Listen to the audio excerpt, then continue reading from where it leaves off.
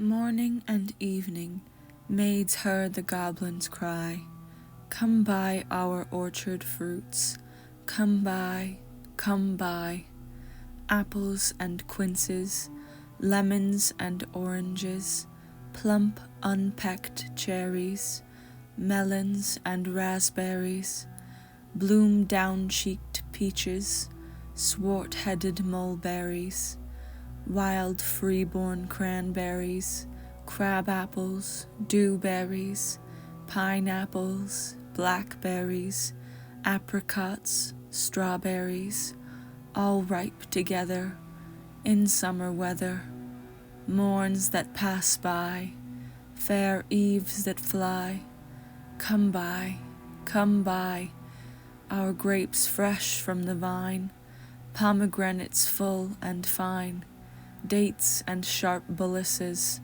rare pears and greengages, damsons and bilberries, taste them and try, currants and gooseberries, bright fire-like barberries, figs to fill your mouth, citrons from the south, sweet to tongue and sound to eye, come buy, come buy. Evening by evening, among the brookside rushes, Laura bowed her head to hear, Lizzie veiled her blushes. Crouching close together, in the cooling weather, with clasping arms and cautioning lips, with tingling cheeks and fingertips, lie close, Laura said, pricking up her golden head. We must not look at goblin men, we must not buy their fruits. Who knows upon what soil they fed their hungry, thirsty roots? Come buy, call the goblins, hobbling down the glen. Oh, cried Lizzie, Laura, Laura, you should not peep at goblin men. Lizzie covered up her eyes, covered close lest they should look. Laura reared her glossy head and whispered like the restless brook. Look, Lizzie, down the glen tramp little men. One hauls a basket, one bears a plate, one lugs a golden dish of many pounds weight. How fair the vine must grow whose grapes are so luscious, how warm the wind must blow through those fruit bushes. No, said Lizzie, no, no, no, their offers should not charm us, their evil gifts would harm us.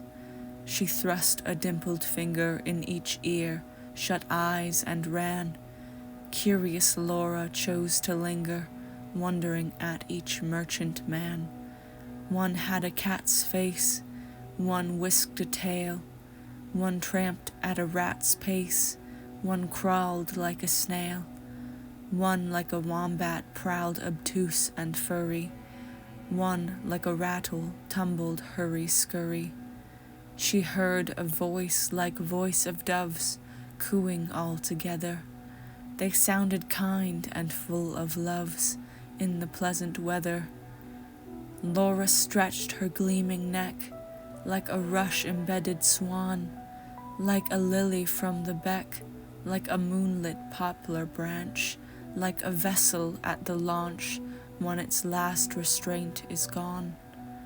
Backwards up the mossy glen turned and trooped the goblin men, with their shrill repeated cry, come buy, come buy. When they reached where Laura was, they stood stock still upon the moss, leering at each other, brother with queer brother, signaling each other, brother with sly brother. One set his basket down, one reared his plate, one began to weave a crown of tendrils, leaves, and rough nuts brown. Men sell not such in any town. One heaved the golden weight of dish and fruit to offer her. Come buy, was still their cry. Laura stared but did not stir, longed but had no money. The whisk-tailed merchant bade her taste, in tones as smooth as honey. The cat-faced purred, the rat-faced spoke a word of welcome, and the snail-paced even was heard. One parrot-voiced and jolly cried, "Pretty Goblin," still for pretty Polly. One whistled like a bird. But sweet-toothed Laura spoke in haste, "Good folk, I have no coin. To take were to purloin. I have no copper in my purse, I have no silver either. And all my gold is on the furze that shakes in windy weather above the rusty heather." "You have much gold upon your head," they answered all together. "Buy from us with a golden curl."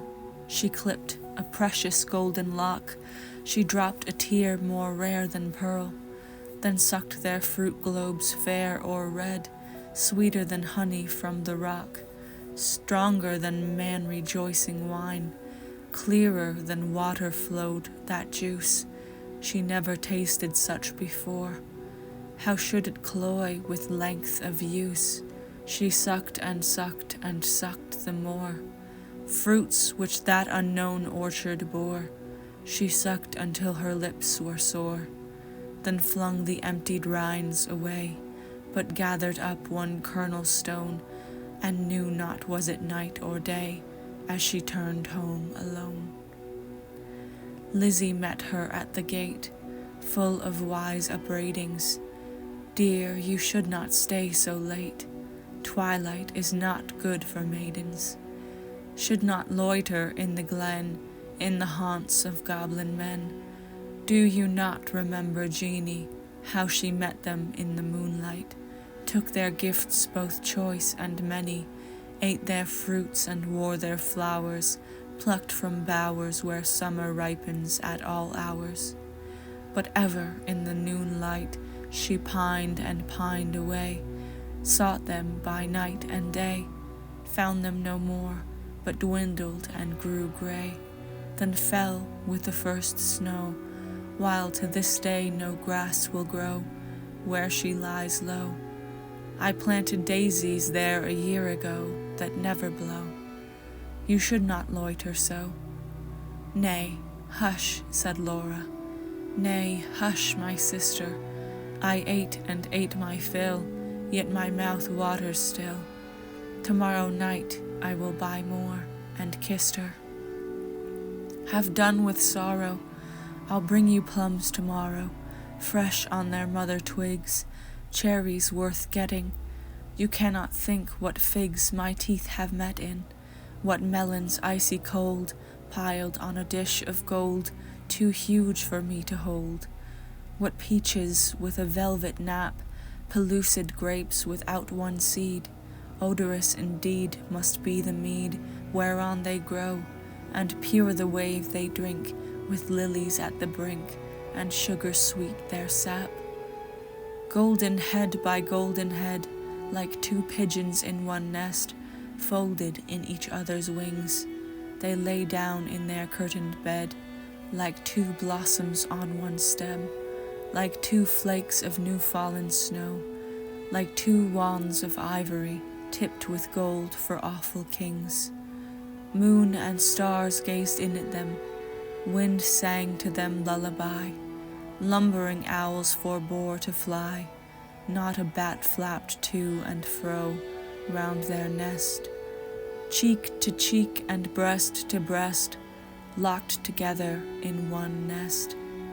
Early in the morning, when the first cock crowed his warning, neat like bees, as sweet and busy, Laura rose with Lizzie, fetched in honey, milked the cows, aired and set to rights the house, kneaded cakes of whitest wheat, cakes for dainty mouths to eat. Next churned butter, whipped up cream, fed their poultry, sat and sewed, talked as modest maidens should, Lizzie with an open heart, Laura in an absent dream, one content, one sick in part, one warbling for the mere bright day's delight, one longing for the night. At length slow evening came, they went with pitchers to the reedy brook, Lizzie most placid in her look, Laura most like a leaping flame. They drew the gurgling water from its deep. Lizzie plucked purple and rich golden flags, then turning homeward said, "The sunset flushes those furthest, loftiest crags. Come, Laura, not another maiden lags. No wilful squirrel wags, the beast and birds are fast asleep." But Laura loitered still among the rushes, and said the bank was steep, and said the hour was early still, the dew not fallen, the wind not chill, listening ever, but not catching the customary cry, "Come by, come by," with its iterated jingle of sugar-baited words. Not for all her watching, once discerning even one goblin racing, whisking, tumbling, hobbling, let alone the herds that used to tramp among the glen, in groups or single, of brisk fruit merchant men, till Lizzie urged, "Oh, Laura, come. I hear the fruit call, but I dare not look. You should not loiter longer at this brook. Come with me home. The stars rise, the moon bends her arc, each glowworm winks her spark. Let us get home before the night grows dark, for clouds may gather, though this is summer weather. Put out the lights and drench us through, then if we lost our way, what should we do?" Laura turned cold as stone, to find her sister heard that cry alone, that goblin cry, "Come buy our fruits, come buy." Must she then buy no more such dainty fruit? Must she no more such succous pasture find? Gone deaf and blind, her tree of life drooped from the root. She said not one word in her heart's sore ache, but peering through the dimness, not discerning, trudged home, her pitcher dripping all the way. So crept to bed, and lay, silent till Lizzie slept, then sat up in a passionate yearning, and gnashed her teeth for balked desire, and wept as if her heart would break. Day after day, night after night, Laura kept watch in vain, in sullen silence of exceeding pain. She never caught again the goblin cry, "Come buy, come buy." She never spied the goblin men hawking their fruits along the glen. But when the noon waxed bright, her hair grew thin and grey. She dwindled as the fair full moon doth turn to swift decay and burn her fire away. One day, remembering her kernel stone, she set it by a wall that faced the south, dewed it with tears, hoped for a root, watched for a waxing shoot, but there came none. It never saw the sun. It never felt the trickling moisture run, while with sunk eyes and faded mouth she dreamed of melons, as a traveler sees false waves in desert drought, with shade of leaf-crowned trees, and burns the thirstier in the sandful breeze. She no more swept the house, tended the fowls or cows, fetched honey, kneaded cakes of wheat, brought water from the brook, but sat down listless in the chimney nook, and would not eat. Tender Lizzie could not bear to watch her sister's cantankerous care, yet not to share. She night and morning caught the goblin's cry, "Come buy our orchard fruits, come buy, come buy." Beside the brook, along the glen, she heard the tramp of goblin men. The yoke and stir poor Laura could not hear, longed to buy fruit to comfort her, but feared to pay too dear. She thought of Jeannie in her grave, who should have been a bride, but who for joys brides hope to have fell sick and died in her gay prime, in earliest winter time, with the first glazing rime, with the first snowfall of crisp winter time. Till Laura, dwindling, seemed knocking at death's door. Then Lizzie weighed no more, better and worse, but put a silver penny in her purse, kissed Laura, crossed the heath with clumps of firs at twilight, halted by the brook, and for the first time in her life began to listen and look. Laughed every goblin when they spied her peeping, came toward her hobbling, flying, running, leaping, puffing and blowing, chuckling, clapping, crowing, clucking and hobbling, mopping and mowing, full of airs and graces, pulling wry faces, demure grimaces, cat-like and rat-like, rattle and wombat-like, snail-paced in a hurry, parrot-voiced and whistler, helter-skelter and hurry-scurry, chattering like magpies, fluttering like pigeons, gliding like fishes, hugged her and kissed her, squeezed her and caressed her, stretched up their dishes, panniers and plates, look at our apples, russet and dun, bob at our cherries, bite at our peaches, citrons and dates, grapes for the asking, pears red with basking, out in the sun, plums on their twigs, pluck them and suck them, pomegranates, figs. Good folk, said Lizzie, mindful of Jeanie, give me much and many, held out her apron, tossed them her penny. Nay, take a seat with us, honour, and eat with us, they answered grinning. Our feast is but beginning, night yet is early, warm and dew pearly, wakeful and starry. Such fruits as these no man can carry, half their bloom would fly, half their dew would dry, half their flavour would pass by. Sit down and feast with us, be welcome guest with us, cheer you and rest with us. Thank you, said Lizzie, but one waits at home alone for me, so without further parleying, if you will not sell me any of your fruits, though much and many, give me back my silver penny, I tossed you for a fee. They began to scratch their pates, no longer wagging, purring, but visibly demurring, grunting and snarling. One called her proud, cross-grained, uncivil. Their tones waxed loud, their looks were evil.